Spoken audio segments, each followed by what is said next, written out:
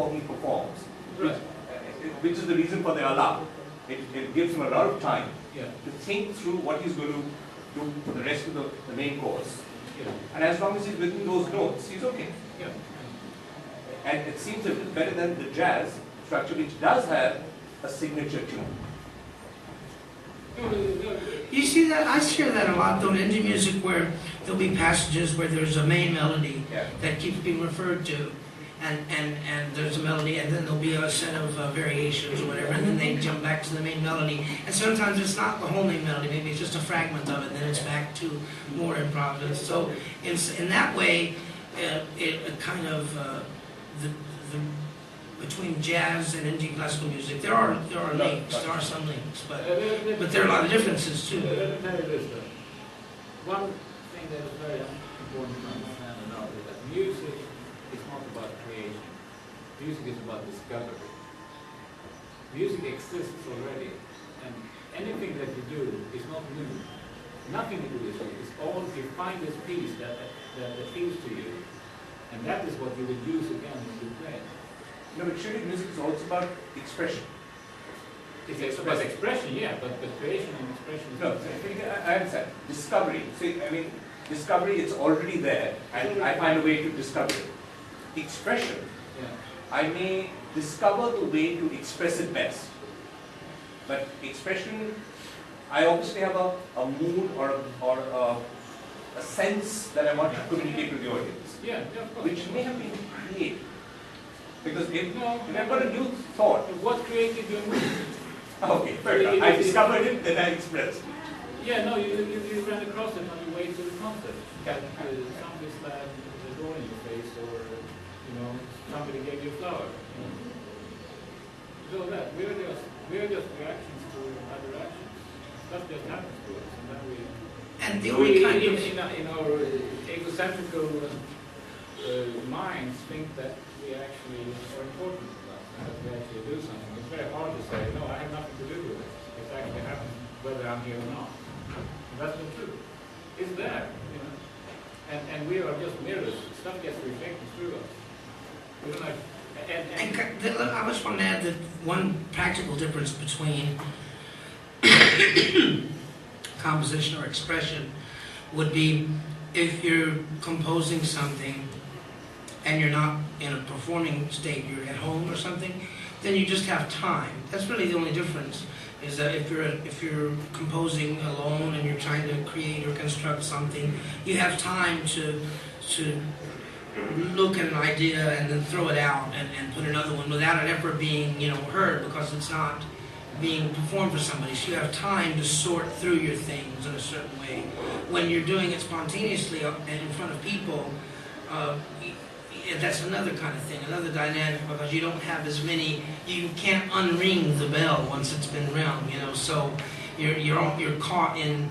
You have to approach it a little bit different because of the timing. You don't have the time, and you don't have the luxury in a way of doing something and then deciding no, and then throwing that out and putting something else instead. When you're doing it simultaneously, when you're doing it, live. Even if you write something at home, once you play that same thing in front of other people or with other people, it's going to be a totally different thing already, automatically, by default. It's not going to be the same as when you're checking it out in your house.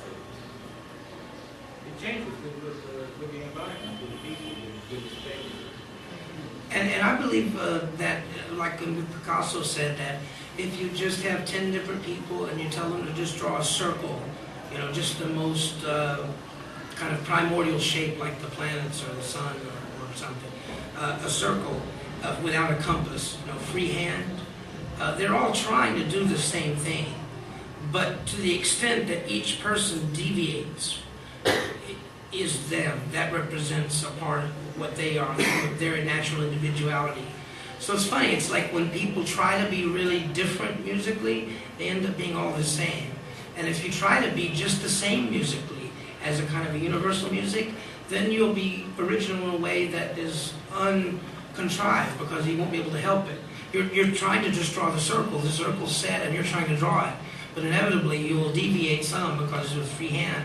And there is where you are. That is where. I think be that like a certain raga, there's only a certain way to go up the scale and a certain way to come down. It's like if you give a painter only two colors, red and blue, or give him a white and black, both create different effects. Yeah. So is there any such thing in jazz? Yeah, of course. That's what's called a tune. No, the tune is different. No. I mean, like, there's an only No, a tune is a chord progression. Of course, you can say the same thing about you say about the raga, you have a different ascending and descending scale. You know, you have to follow a certain harmonic pattern, which is your limitation. You cannot play outside of the harmonic pattern. This is what you have to do. And then your skill is to navigate through that harmonic pattern. It's different, but basically it's the same idea of limiting the allowed expression. Same. You can say the same thing with classical music. This is the piece. These are the notes you can play. What can you express with these notes? How do you interpret it? Huh? How do you interpret it? Yeah. Because it's already written down. Ah. Because it's already written, there's no room for interpretation. Basic classical music is written down, but different people play it in a different manner of interpretation. Like, if you take How many different ways can you say the word ice cream? Ice cream, ice cream, ice cream, ice cream. That's But different ways. No, and it's a little You have a piece that is 5 minutes long. How many different seconds that you can express differently? It's millions of different ways you can express it. But with the limited means, just as in human language, there's only so many phonemes or sounds that every language on the earth, if you took up the sounds that for every language on the earth, I don't know how many it is. I don't know if it's 20 something or 17 or 30 or something. It's a low number. I was kind of surprised to learn that actually encompassing every language on the earth, human language, there's a very limited number of actual phonemes, which is the actual sounds used, manipulated. It's only, I don't know, it's like 30 or 25, I'm not sure, but it's very few phonemes, surprisingly few. It's and that's how we take speech kind of for granted as well, and music, is so similar. And it would be given that, say, human speech seems to only encompass so many phonemes, so many sounds, and then those are put together to make languages.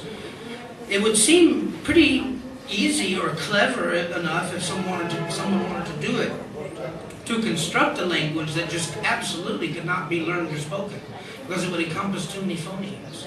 If it had too many phonemes or too many rules or too many, it's like for some reason all of the languages are learnable. But one could come up with, and that is because I believe it's kind of like a software that fits what we're already hardwired for. But if you could come up with an artificial language that really just, you couldn't remember enough about how to make the different phonemes. What if you had a language with 2,000 phonemes? Human beings couldn't speak that. They couldn't even learn it. Same thing with music in a way. It's an infinite thing from a limited number of things. And the limiting thing is the fact that the vibrations are what they are, that the octave is the octave and the fifth is the fifth, and so forth. Right, and whatever limitations you choose to become, it's just a traditional school. No school is better than the other school, it's just different ways. And it's like what is revered in one country is banned in another country. Just now, humans set of chord progressions. In like bebop, yes, that's what it is. You have the melody and then It's not all the time.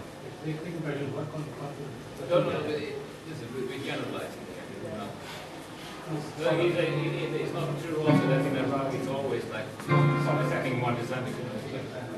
Yeah.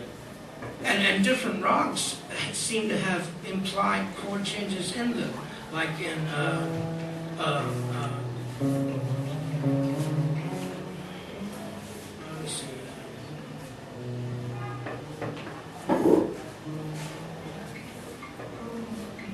Like Rag Kadana Kadugala.